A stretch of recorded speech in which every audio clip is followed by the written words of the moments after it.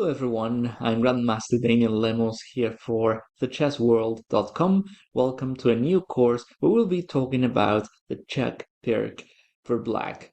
Now, as you know, I've done a lot of courses over the years, but this is the first time I focus on the Czech Pirc.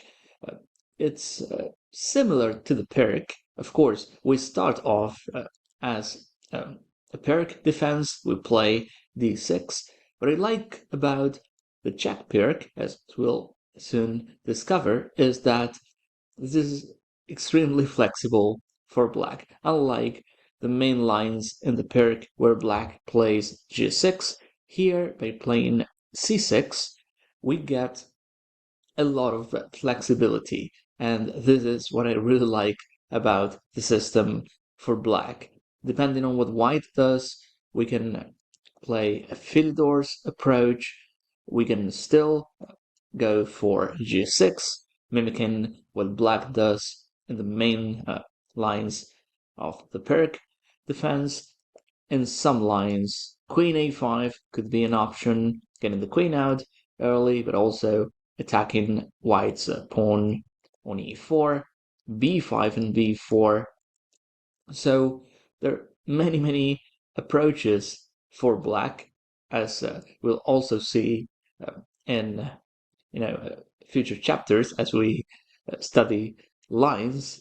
Getting the bishop out to g4 and then playing e6 and d5 is another alternative for black. So here what we're getting is a flexible system for black, and it's also a great weapon to have as black if you're playing for a win, because whether you're playing a stronger opponent or a lower rated opponent, here you start off with a solid foundation, and as you can see, there won't be too many lines where we'll exchange a lot of pieces off. So this makes it unique for black if you're playing for a win.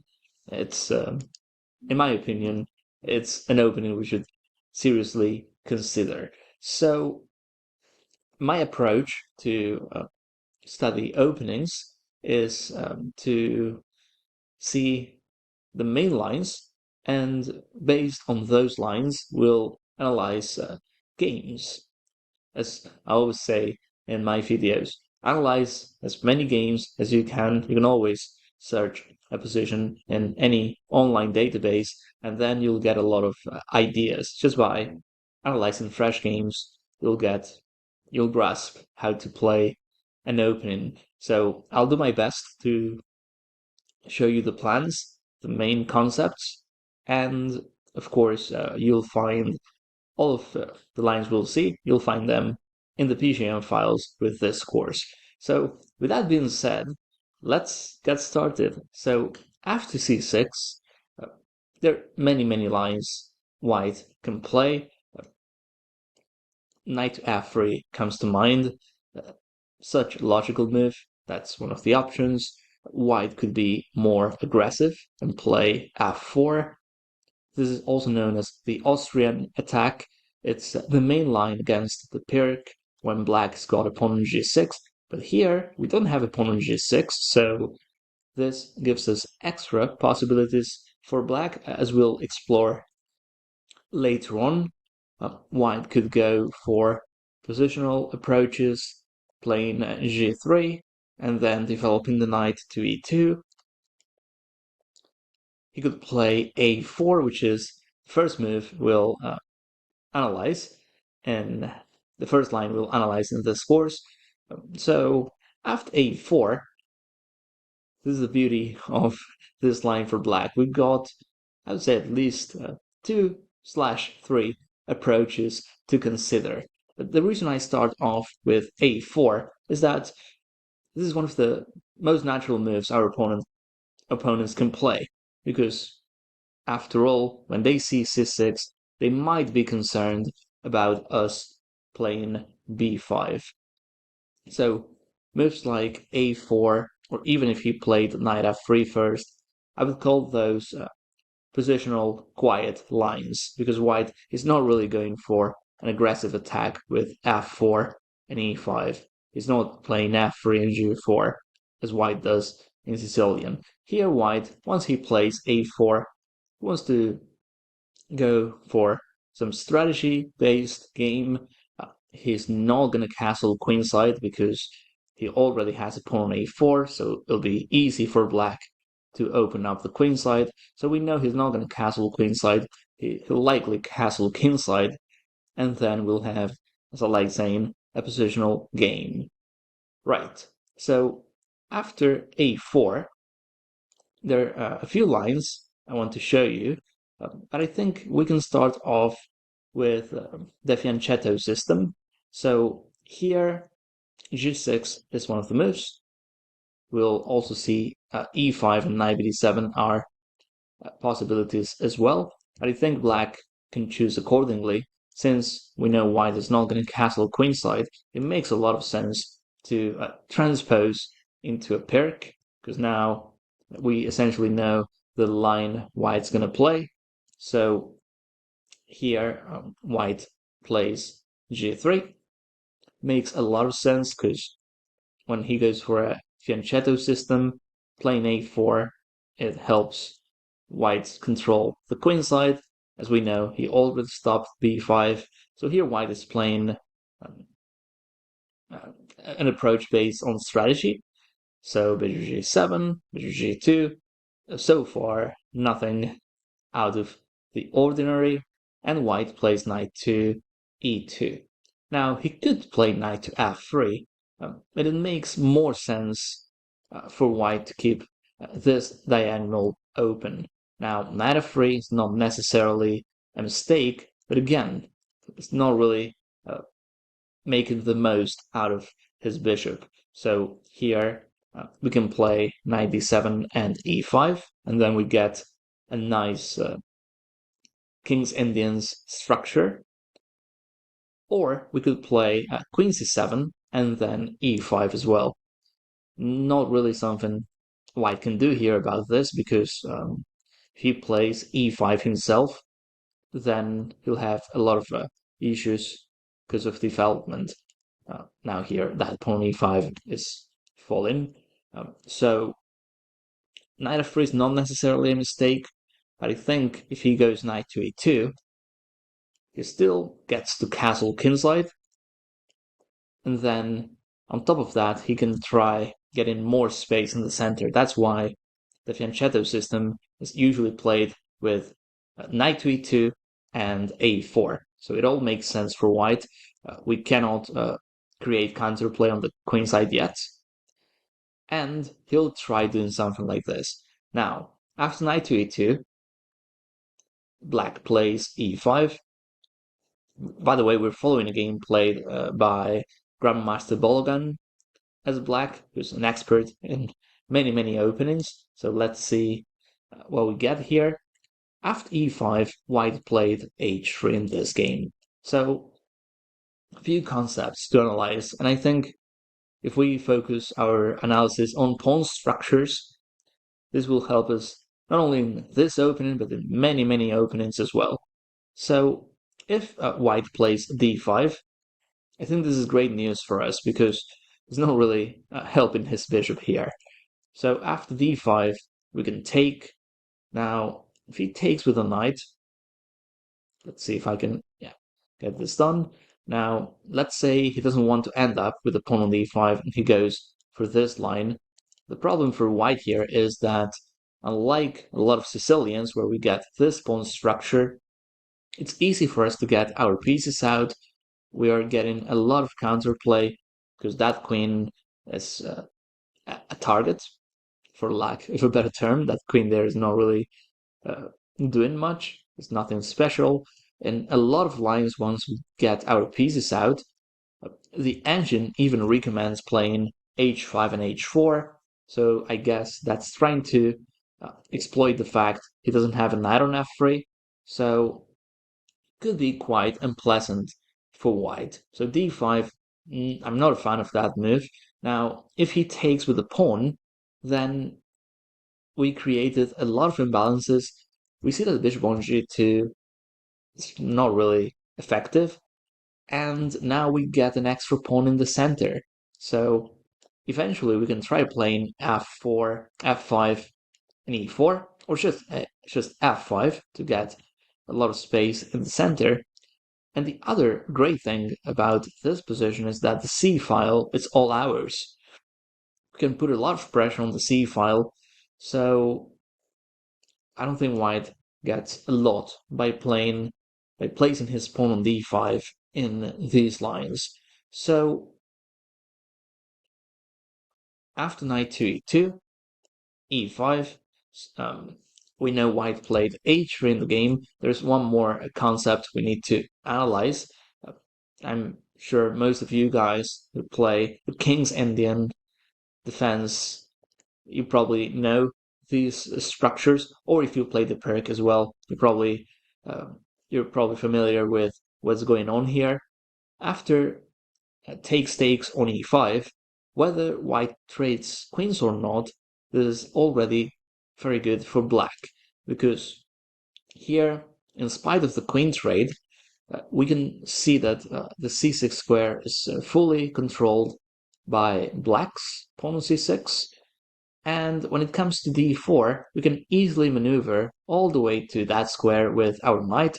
Could be knight a6, knight c7, knight a6. In some lines, could be knight d7, knight f8, knight e6. You name it. Sometimes knight e8, knight c7, knight e6. There are many ways to get there.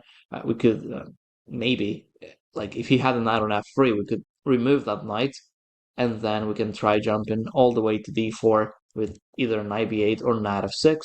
So, in short, white doesn't really have a lot of squares for his knight, doesn't have outposts, whereas black does have d4, b4 as well. Now, we can see that a4 wasn't a great move, at least in this line, because we can post a knight there.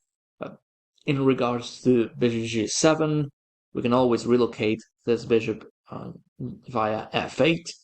So it's arguably an equal position, but I think potentially this is better for black, because we get clear plans on the queen side, and white's pieces, especially his knights, are not really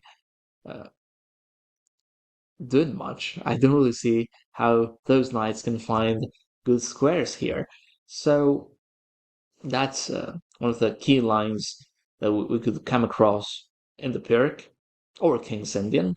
Now, there are other lines where white doesn't trade queens off. Let's say he goes bishop here. Well, we could still play and let him trade on d8.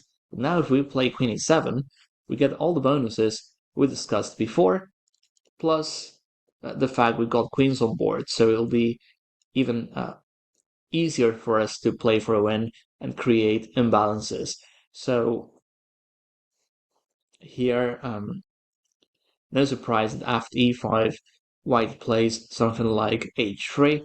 This is a move that's usually played when white plays the fianchetto, because it stops not only the pin, but also in future, if black wants to take on d4, then he plays knight g4, knight e5.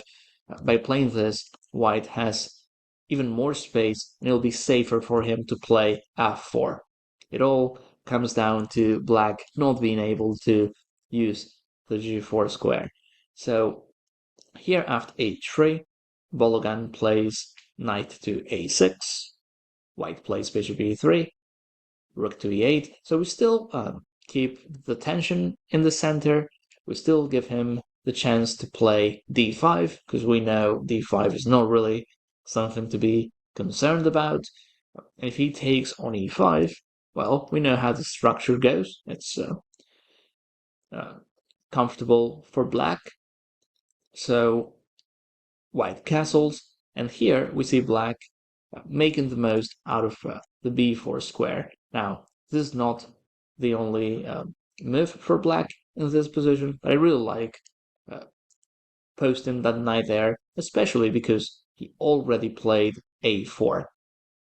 So we can see that in this line, we can understand the main difference between white playing knight f3 and knight to e2. That knight on e2 gives white the option to play f4 at some point. Now, maybe white needs more development to play f4 before, firing. Before pulling the trigger, I think white needs to get all of his pieces in place.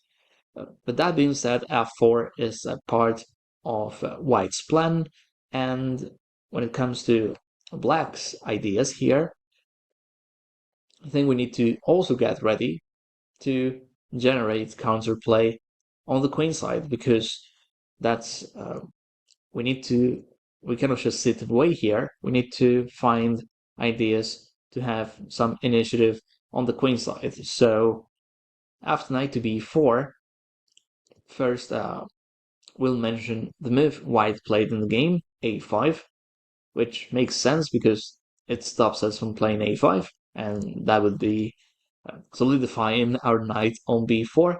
Now, if he goes f4, this is interesting because the engine doesn't recommend anything crazy for black here.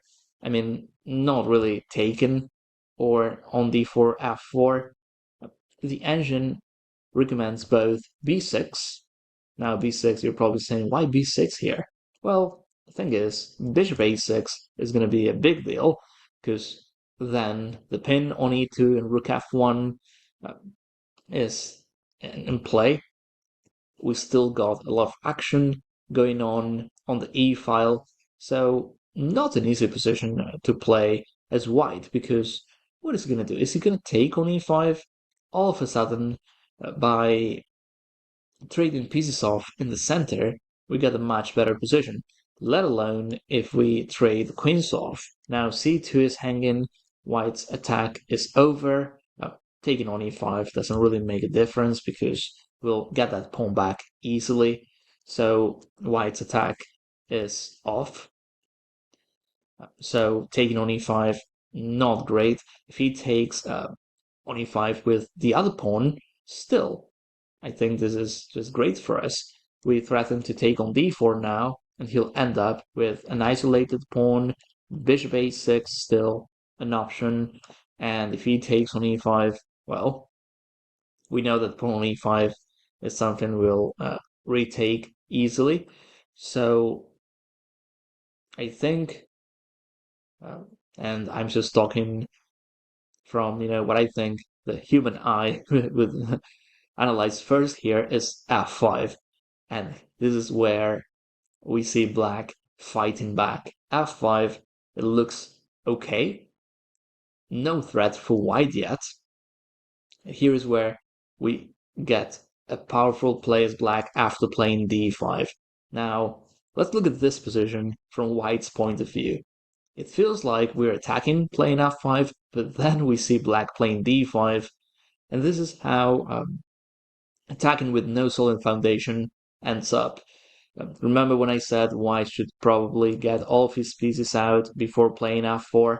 Well, if he had a queen on d2 and a rook on e1, this would probably be winning for white. But since his pieces are still, queen d1, rook a1, his pieces are not developed, fully developed, this could be trouble, because bishop e3 is hanging, the center is about to collapse, and I'm talking about both whites and blacks. So what can we do here? It's an extremely dangerous situation for white, and all of a sudden, if we make a few moves, the engine says white is much, much worse. I'm scared to take on d5, but we'll see what happens. Now, something like bishop g5. Bishop g5 looks good for white, but queen d6 is safe. So is bishop a6. Apparently, everything is much, much better for black. I know this position with d5 looks chaotic, and it's not really clear what's going on. The best way to understand what's going on is to see some lines. What happens if white takes on e5? Well, in that case, black can take on e4. So now, after a few trades, let's say we trade everything off, we see that our lack of development is showing off here, because what are we gonna do? Everything's hanging. We cannot really deal with black's threats. So that's one line. What else after d5? What if I take on d5?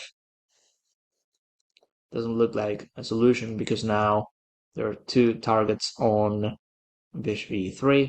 There's no way I'll take that knight because black will have the bishop pair. So bishop here. Well, that's an extra pawn for black right there. So this is the concept in this line. We're waiting with a solid foundation. We'll let white attack, and that could easily go wrong, as we see in these lines. So f4, I really like b6. Now the other move the engine recommends is bishop b6 and bishop c4, but I like b6 better. I think we stop a5, we can still play a5 as required, and since the bishop is still on c8, depending on what white does, we'll play bishop a6, or even, bishop somewhere on the king side if we have the option to do so.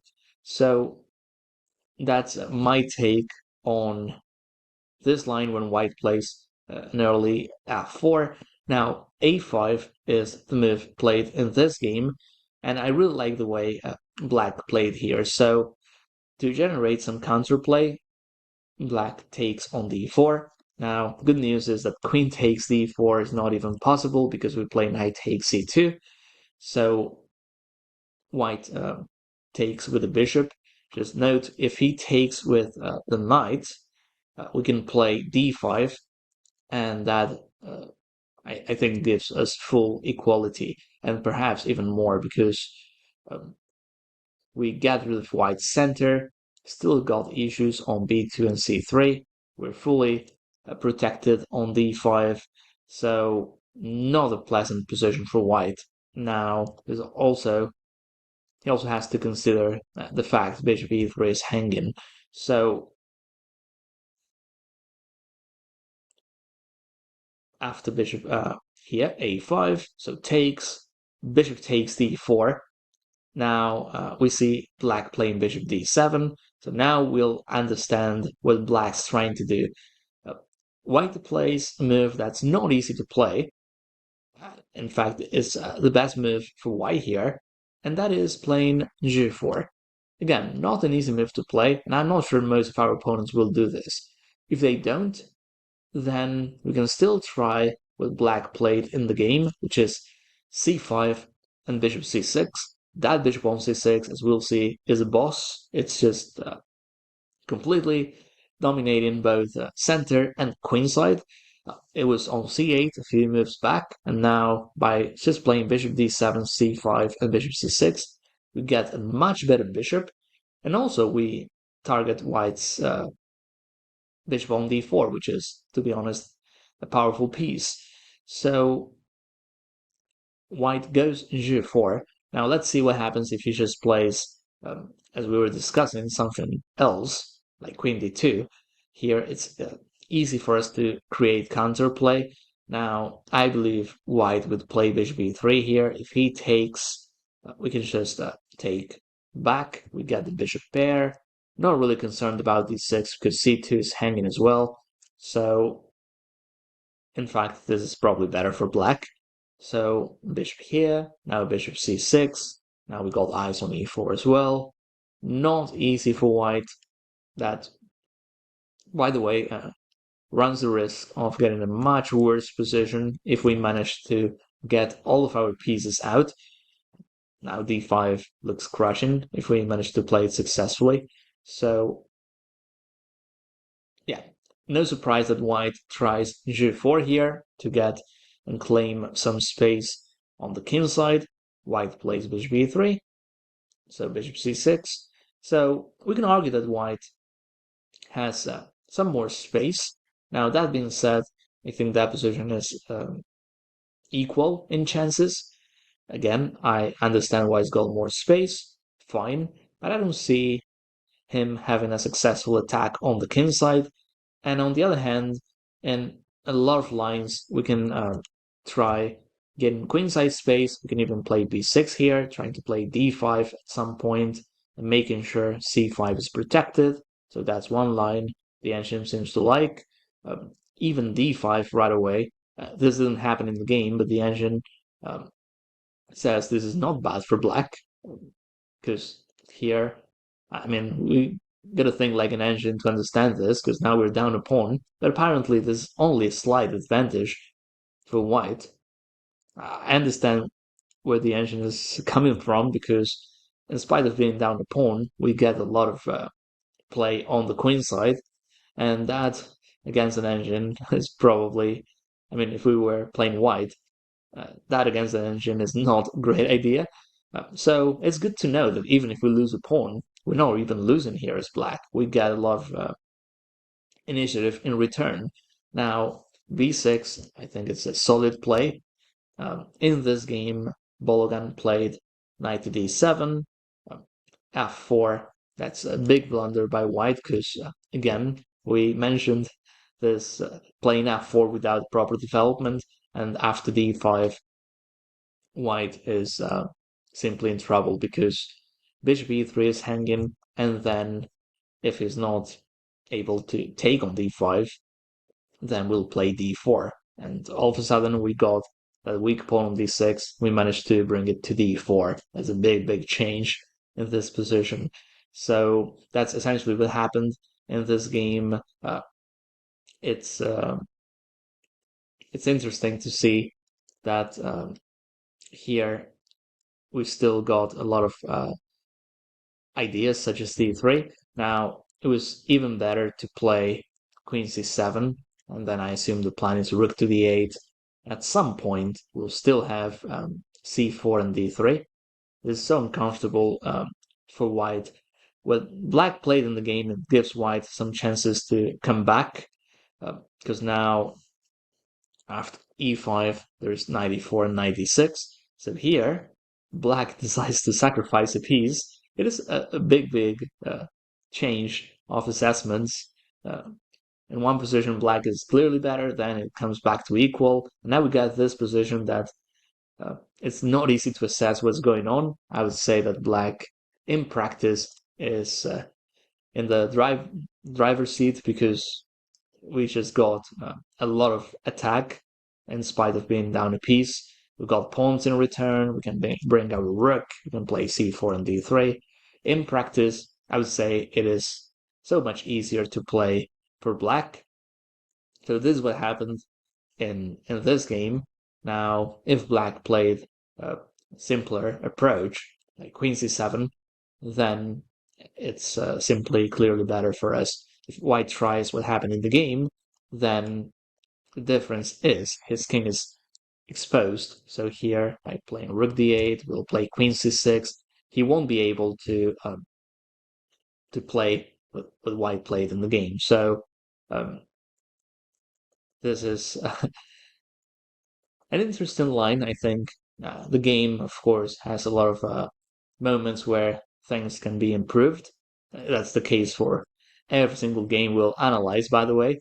So I think it's better to focus on the key moments and the concepts.